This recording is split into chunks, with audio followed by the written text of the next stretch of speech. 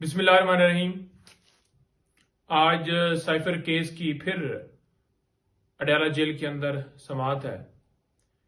वैसे तो पाकिस्तान में आम रूटीन में मुकदमात चलाए जाते हैं, उनमें हफ्ता 10 दिन रूटीन के मुताबिक डेट्स होती हैं, महीने महीने की, दो महीने की डेट्स होती हैं केसेस के अंदर।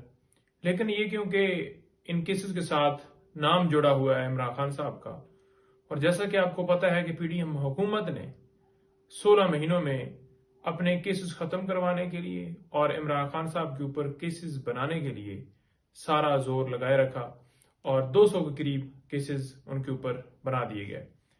तो आज फर्द जुर्म के हवाले से उन्होंने डेट जो है वो फिक्स की हुई है। इस्लामाबाद हाई कोर्ट, जिनके पास शाह महमूद कुरैशी साहब की बेल होती है, उस बेल के अंदर ऑर्डर करते हुए वो कहते हैं जी कि 4 हफ्तों के अंदर ये ट्रायल जो है ये कंक्लूड किया जाए। क्या बाकी मुकदमात में भी यूं ही वो हदायत देते हैं कि 4 हफ्ते के अंदर ये ट्रायल कंक्लूड किया जाए? सवाल ये है। और दूसरा सवाल ये है कि जब इस्लामाबाद हाई कोर्ट ने ओपन ट्रायल का कह दिया कि ओपन ट्रायल होना चाहिए, तो क्या ये ओपन ट्रायल हो रहा है? किसी सूरत हम इसे ओपन ट्रायल नहीं मानते। उसकी रीजन ये है कि ओपन ट्रायल आम कोर्ट के अंदर जब अदालत ने हुक्म दिया था कि खान साहब को पेश किया जाए, तो उसके ऊपर एक बहाना बनाया गया सरकार की तरफ से कि सिक्योरिटी खदशात हैं, खुफिया अदारों की कोई रिपोर्ट पेश की गई। तो हम समझ से बाहर थे कि वो रिपोर्ट जब हमने कहा कि हमें दिखाई जाए तो वो दिखाई भी नहीं गई। लिहाजा अदालत का हुक्म नहीं माना और अदालत फिर खुद चलकर अडयाला जेल के अंदर जो है वो चली गई।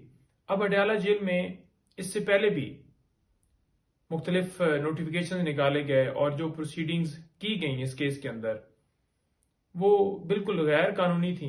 और वही बात हुई कि इस्लामाबाद हाई कोर्ट ने नोटिफिकेशंस को और उन तमाम प्रोसीडिंग्स को कलअदम करार देते हुए ट्रायल को दोबारा स्टार्ट किया है।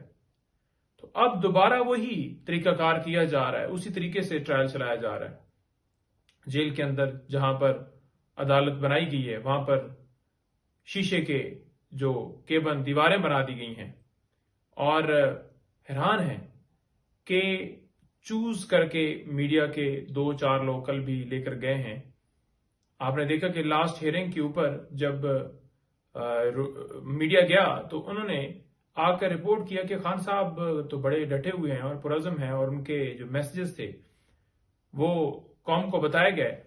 तो एक सहावी को तो वहां से बोल चैनल से निकाल दिया गया कि आपने ऐसी आगे रिपोर्टिंग क्यों की है। उनसे बल्कि बयान लेने की भी पूरी कोशिश की गई कि आप ये कहें कि मुझे कहा गया था और मैंने उनके कहने के ऊपर ये बयान दिया था, असल हकीकत नहीं है। तो उसने कहा जी मैं साफ्ती असूलों को अपनाते हुए बिल्कुल उस बात को एक्सेप्ट नहीं करूंगा और जो मुझे हकीकत लगी मैंने आकर बता दी। लिहाजा जो सहाफी थे उनके ऊपर भी पाबंदी थी कल, आज भी हम यही देख रहे हैं कि आज भी ऐसे ही होगा। और उसी तरह वकला के ऊपर भी एक पाबंदी लगाएगी कि एक मखसूस तादाद, और फिर आम पब्लिक वो तो थी नहीं। कुछ लोग जैसा कि आपको पता है अकबर एस बाबर टाइप के या दीगर नामालूम लोग, तो उस तरह के लोग लाए जाते हैं, बिठाए गए। कल वो निकलते हैं तो उनसे पूछा जाता है, मीडिया वाला एक हमारा दोस्त पूछ रहा था कि आप बताएं जी कि आपका तल्लक किससे है, पीटीआई से है? कहते नहीं मेरा तल्लक तो पीटीआई से नहीं है। तो उन्होंने कहा फिर आप कैसे अंदर? उन्होंने कहा जी मैं वैसे सपोर्ट करता हूँ। भाई तल्लक नहीं है पीटीआई से तो सपोर्ट कैसे आप फिर करते हैं पीटीआई को? तो मतलब ये प्लांट किए लोग, आम पब्लिक पता नहीं कौन है, किधर से आए, किसने भेजे, बिठाए गए। और मीडिया का वहां पर होना इसलिए जरूरी था कि वो हकायक बता सकें कौम को कि केस के अंदर जितने केसेस चल रहे हैं उनके अंदर हो क्या रहा है। लेकिन वहां पर मीडिया जो चूज किया गया तो वो ना तो खान साहब तक उनकी आवाज जा सकती थी, ना वो उनसे बात कर सकते थे, क्योंकि वो शीशी के केबन एक सिक्योरिटी का बहाना बनाया गया है। अदरवाइज हम देख रहे हैं कि वो जो नामालूम लोग हैं वो उस समाज के ऊपर मौजूद थे उस हॉल के अंदर, उनसे कोई खतरा नहीं है। हाँ साफी उनकी फैमिली उनके बुकला हों तो उनसे खान साहब को जरूर खतरा है।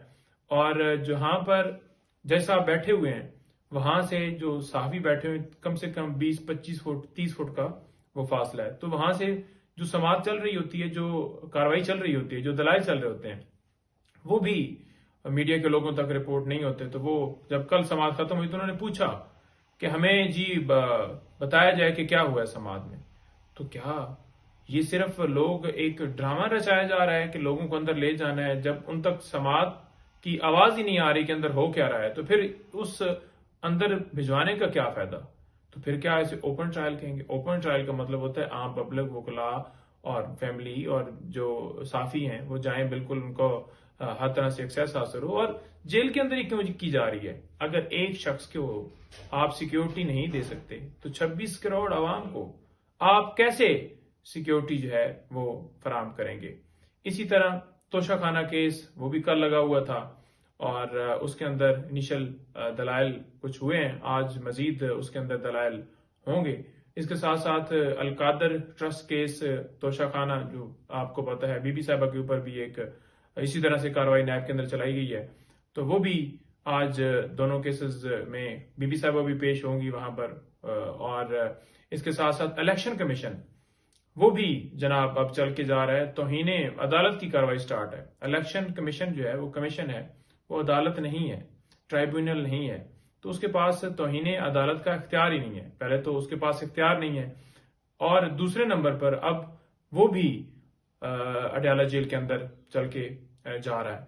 तो मेरा ख्याल में अब सिर्फ सुप्रीम कोर्ट और हाई कोर्ट ही रह गई है, बाकी तो हर जो है वो अदालत जो है या हर ट्राइब्यूनल या कोई भी जो है वो कोई कसर बाकी नहीं है कि कोई वहां पर जो है रह गया हो। तो इस तरह से ये कार्रवाई चलाई जा रही है। तो मजीद इंशाल्लाह नेक्स्ट वीडियो में बताऊंगा। Thank you.